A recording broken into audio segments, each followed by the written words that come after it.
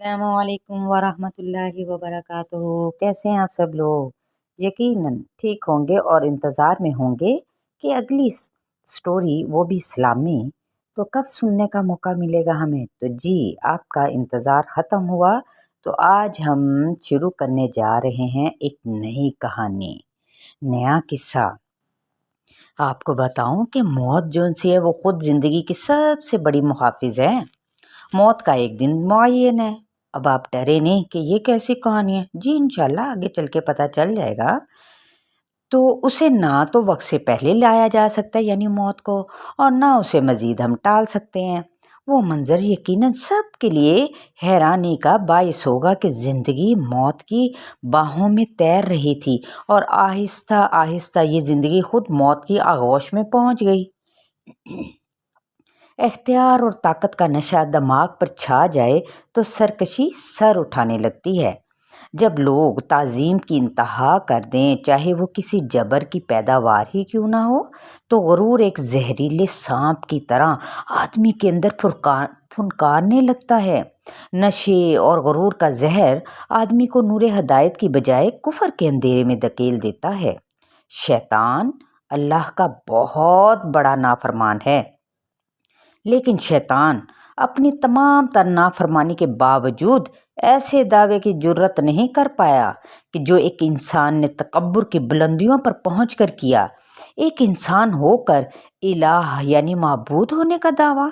अपनी खुदाई की बका और तहफ़्फ़ुज़ के लिए उसने मुस्तक़बिल में ख़तरा साबित होने वाली कौम के हर पैदा होने वाले बच्चे को मौत के घाट उतारने का हुक्म दे दिया। उस हुक्म के नतीजे में वो मासूम ज़िंदगी मौत का हुक्म देने वाले ही के बाहों में यानी हाथों में पहुंच गई। वो रब होने के झूठे दावे के बावजूद उसे मानने पर कादिर ना हो सका। यकीनन मानने वाले से बचाने वाला बड़ा है। खदशात और वसवसों में गिरे रहने के बावजूद उसके महल्लात में उस बच्चे की मासूम आवाज़ गूंजने लगी। आदमी मंसूबे बनाता है, मसाइल का हल सोचता है, तरकीबें लड़ाता है, जहन की बसात पर नई नई चालें चलता है, लेकिन सब तदबीरें जो सी हैं वो धरी की धरी रह जाती हैं जब कादिर मुतलिक अपनी तदबीर सामने लाता है। वयमकुरून वयमकुरुल्लाह वल्लाहु खैरुल माकिरीन। तर्जुमा क्या है? वो तदबीरें कर रहे हैं और अल्लाह भी तदबीर कर रहा है, और अल्लाह बेहतरीन तदबीर करने वाला है। अल्लाह की तदबीर के नतीजे में ज़वाल का पेश खैमा साबित होने वाला मासूम बच्चा उन्हीं हाथों में परवरिश पाकर जवान हुआ। यकीनन आप लोग इंशाअल्लाह ताला आहिस्ता आहिस्ता पहुँच रहे होंगे, जहन में आ रहा होगा कि किनके बारे में ये किस्सा है कि हाथों में परवरिश पाकर जवान भी हुआ और उसके इक़्तिदार और शान व शौकत के लिए चैलेंज बन गया, और बिलाखिर उसकी झूठी खुदाई के सतून अल्लाह ताला की असली ताकत के सामने लरज़ कर रह गए, और ताकत, गुरूर और तकब्बुर का नशा उसे ले डूबा। पुरानी लाश इसी मुतकब्बिर बादशाह की कहानी है। एक अच्छी कहानी की तरह इस कहानी में भी यह खूबी नुमाया है कि ये इबरत और नसीहत के तमाम पहलू अपने अंदर रखती है। चलते हैं मज़ीद बग़ैर इंतज़ार करवाए आपको आगे चलते हैं कहानी की जानिब। कहानी कुछ इस तरह से है कि सलीम और फ़ारूक जौन से थे ना, वो स्कूल से घर आए तो उनके चेहरों पर बड़ी बेचैनी के असरात नुमाया थे। तो उनकी वालदा ने फ़ौरन ये बात महसूस कर ली। वो जल्दी से बोली, खैर तो है बच्चों, आज तुम कुछ परेशान से लग रहे हो। अम्मी जान, क्या हज़ार साल पहले मरने वाले किसी शख्स की लाश आज तक सही सलामत रह सकती है? सलीम ने अपनी वालदा से पूछा। हाँ भाई, क्यों नहीं? अंबिया के जिस्मों को मट्टी नहीं खाती, कब्रों में उनके जिस्म बिल्कुल सलामत हैं। अम्मी जान, मैं अंबिया की बात नहीं कर रहा। प्यारे नबी हज़रत मोहम्मद सल्लल्लाहु अलैहि वसल्लम के कुछ सहाबा कराम के जिस्म भी बिल्कुल सलामत नज़र आए हैं। किसी ज़रूरत के तहत उनकी कब्रों को खोदा गया तो उनके जिस्म बिल्कुल تر و تازہ تھے۔ سلیم کی والدہ نے بڑے ہی پیار بڑے لہجے میں کہا۔ امی جان، سلیم پھر بول اٹھا، امی جان میں نے کہا تو ہے کہ میں ان کی بات نہیں کر رہا نا، تو پھر تم کس کی بات کر رہے ہو بیٹا؟ جی، کسی گناہ گار دنیا دار آدمی کی لاش بھی بالکل درست حالت میں رہ سکتی ہے۔ نہیں، بالکل نہیں، ان کی والدہ فوراً بولی۔ تب پھر ہمارے ماسٹر صاحب نے ایسی بات کیوں کہی؟ انہوں نے کیوں کہا؟ وہ ہمیں آثار قدیمہ پر مضمون پڑھا رہے تھے۔ اسی دوران میں انہوں نے بتایا کہ ہزار سال گزر جانے پر بھی فرعون کی لاش آج تک صحیح حالت میں موجود ہے۔ اوہ، اب میں سمجھی، وہ اور بات ہے بیٹا۔ جی، کیا مطلب؟ کیا آپ بھی وہی کہہ رہی ہیں جو ہمارے ماسٹر صاحب نے کہا ہے؟ ہاں بیٹا، انہوں نے بالکل آپ کو درست بات بتائی ہے، لیکن کیسے امی جان؟ یہ کیسے ممکن ہے؟ تو اس کا جواب ایک دو جملوں میں تو نہیں دیا جا سکتا، یہ کہانی تو شروع سے لے کر آخر تک آپ لوگوں کو بتانا پڑے گی۔ پھر آپ ہمیں آج یہ کہانی سنائیے نا، ہم بہت بے چینی محسوس کر رہے ہیں۔ اچھا چلو ٹھیک ہے، میں ذرا گھر کے کام نپٹا لوں، وہ کیا کہتے ہیں، ہانڈی روٹی پکا لوں، تو نماز بھی پڑھ لوں انشاءاللہ تعالی، عشاء کی نماز۔ تو پھر عشاء کی نماز کے بعد صحیح، اس سے پہلے تو گھر کے کام کا ظاہر ہوتا ہی آپ سب جانتے ہیں۔ ٹھیک ہے امی جان، آپ جلدی سے نا اپنے گھر کے سارے کام کر لیں اور نماز بھی پڑھ لیں، بچوں نے کہا۔ اچھا، عشاء کی نماز کے بعد سلیم اور فاروق نے اپنی والدہ کے بستر پر قبضہ جما لیا۔ چلے بھی، آج کل سردی کے دن ہیں تو وہ کیا کیا انہوں نے نا، کھانا وغیرہ کھا کے فارغ ہو کے، بچے تھے تو وہ جلدی سے نماز پڑھ کے فٹافٹ اپنی امی کے پاس آ کے اور ان کے بستر کے پاس بیٹھ گئے اور اوپر کمبل اوڑھ لیا۔ وہ ان کے ساتھ والے بستر پر لیٹ گئیں۔ اسی حالت میں انہوں نے کہانی شروع کی کہ دراصل اس واقعے کا تعلق بنی اسرائیل سے ہے۔ پہلے تمہیں یہ جاننا ہوگا کہ بنی اسرائیل کون تھے۔ حضرت یعقوب علیہ السلام کا دوسرا نام اسرائیل تھا۔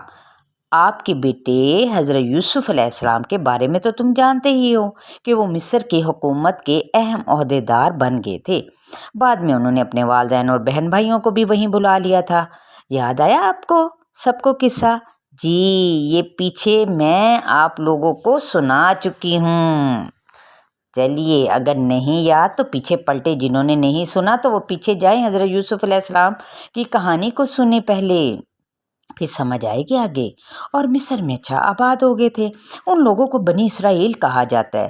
حضرت یوسف علیہ السلام کی وفات کے بعد بھی بنی اسرائیل نسل در نسل مصر میں آباد رہے۔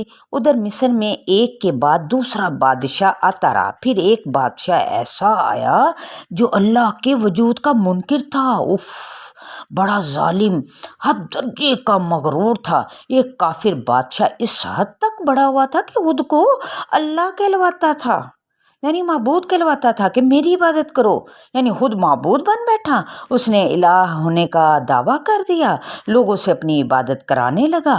یہی بادشاہ آج فرعون کے نام سے جانا جاتا ہے۔ ویسے تو مصر کے ہر قدیم حکمران کا لقب فرعون ہی ہوتا تھا۔ یہ فرعون حد سے بڑھ گیا، اس نے لوگوں پر ظلم کرنا شروع کر دیا۔ اس نے اپنی رعایا کو گروہوں میں تقسیم کر دیا تاکہ ان پر آسانی سے حکومت کر سکے۔ ان میں سے ایک گروہ بنی اسرائیل کا تھا۔ یہ لوگ اللہ کے نبی حضرت یعقوب بن اسحاق بن ابراہیم علیہ السلام کی نسل سے تھے، اور اس وقت یہی لوگ زمین پر سب سے بہتر تھے۔ لیکن اس ظالم بادشاہ نے بنی اسرائیل کو اپنا غلام بنا لیا اور ان پر ظلم و ستم کرنے لگا۔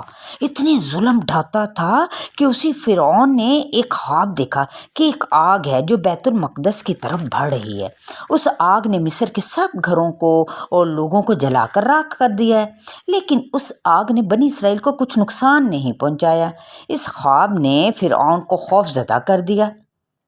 اس نے کیا کیا، فٹافٹ اپنے کاہنوں کو اور جادوگروں کو طلب کر لیا اپنے دربار میں، اور انہیں اپنا خواب سنانے لگا اور کہنے لگا، بتاؤ مجھے اس خواب کی تعبیر جو میں نے دیکھا ہے۔ تو انہوں نے خواب کی تعبیر پتہ ہے کیا بتائی؟ انہوں نے بتائی اے بادشاہ، بنی اسرائیل میں ایک لڑکا پیدا ہونے والا ہے، وہ تیری بادشاہت کو ختم کر دے گا، اہل مصر اس کے ذریعے سے ہلاک ہو جائیں گے۔ اوہو، آپ کی تعبیر سن کر فرعون نے دل میں ٹھان لی کہ وہ اس لڑکے کو زندہ ہی نہیں چھوڑے گا، نہ بچے گا زندہ لڑکا تو نہ اس کی حکومت کے لیے یہ کوئی خطرہ بنے گا۔ چنانچہ اس نے اپنے سپاہیوں کو پتہ کیا کیا، حکم دے ڈالا کہ اب جو بھی بچہ پیدا ہوگا نا بنی اسرائیل میں، اس کو ہم نا ختم کر دیں گے۔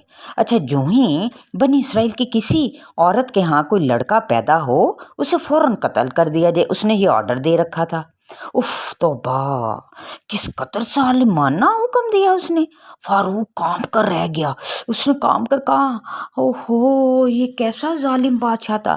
تو ماں کہنے لگی ہاں بچوں، اس کے حکم پر عمل شروع ہو گیا۔